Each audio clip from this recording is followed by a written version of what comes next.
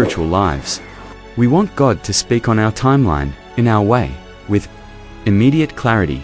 But He chooses silence, because in silence, He reveals what we could never hear amid the noise. Perhaps this is your moment now. Perhaps you are in that place of unanswered prayer, and everything inside you is screaming, God, where are you? But listen carefully. When heaven goes quiet, God is teaching you to trust in His character, not in your temporary understanding.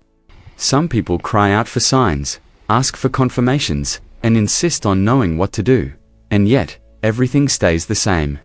But the truth is, God has already answered.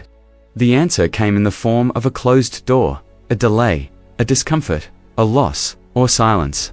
And because it doesn't seem spiritual enough, we reject it. Look at the story of Joseph. Betrayed, sold, and forgotten in prison. No angels appeared. No audible voices were heard.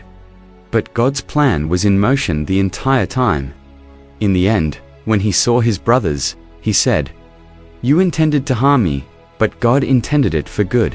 Can you see this? Could it be that what causes you pain today is exactly what God is using to shape you? What if that relationship that ended was protection? What if that job loss was redirection? What if that frustrating no was God's greatest yes for your life? The lack of discernment makes us complain instead of asking, "Lord, what are you trying to show me with this?"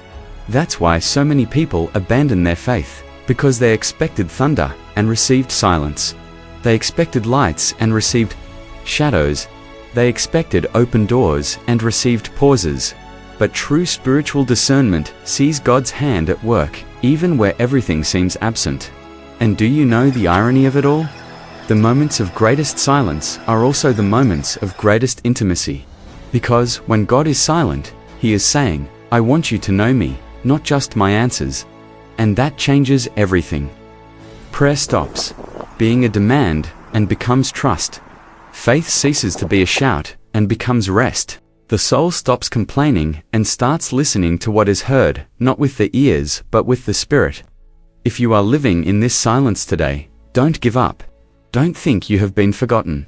Perhaps you are being loved more now than ever before, because God is only silent with those He trusts.